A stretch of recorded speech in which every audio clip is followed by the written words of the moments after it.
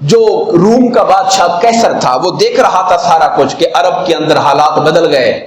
مسلمان جنہیں ہم پہلے کمزور کہتے تھے آج ان کی طاقت کا حال یہ ہے کہ اب تمام کا تمام عرب جو ہے وہ ان کے کنٹرول کے اندر آ چکے ہیں اور اس سے آگے ہماری سلطنت شروع ہونے والی ہے.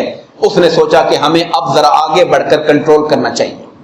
مسلمانوں کو خبریں ملی آنے جانے والے تاجروں سے کہ رومی تیاری کر رہے ہیں اور اپنی لشکر کشی کرنے کا ارادہ کر رہے ہیں مدینہ کی طرف. حضور نبی کریم علیہ الصلوۃ والسلام تک اور اہل مدینہ تک جب یہ خبر پہنچی تو مسلمانوں میں بڑا خوف تھا. اور جو منافق لوگ مدینے کے تھے وہ تو بغلے بجا رہے تھے کہ اب پتہ لگے گا مسلمانوں کو. پہلے تو آپس میں مکہ والوں کے ساتھ یہودیوں سے لڑتے رہے. اب جب رومی آ رہی ہے جو باقاعدہ فوج ہے جن کی 2 لاکھ سے اوپر باقاعدہ آرمی جن کی چلتی ہے مسلح لشکر ہے ریاست کا, ان کے ساتھ جنگ ہوگی تو لگ پتہ جائے گا. اور وہ دل ہی دل میں خوش تھے کہ اب تو ان کے دن گئے, اب تو معاذاللہ ان کو مٹا دیا جائے گا.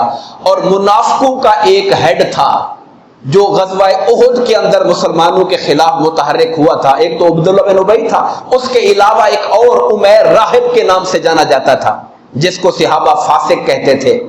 وہ بھی کہہ رہا تھا اپنے منافق ٹولوں کو کہ میں کیسر کو لے کے آ رہا ہوں, میں فوجیں لے کے آ رہا ہوں, تم تیاری پکڑو, یہاں اپنا ایک اڈا بناؤ.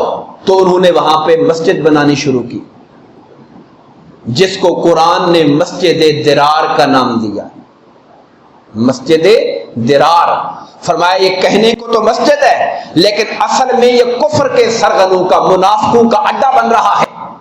یہاں یہ اکٹھے ہوں گے, کفر کے لیے اکٹھے ہوں گے, مسلمانوں کے خلاف سازشیں کرنے کے لیے اکٹھے ہوں گے. یہاں پر یہ اللہ رسول کے خلاف جنگ کرنے کے لیے اکٹھے ہو رہے ہیں. یہاں پر یہ آیتیں بعد میں اتری.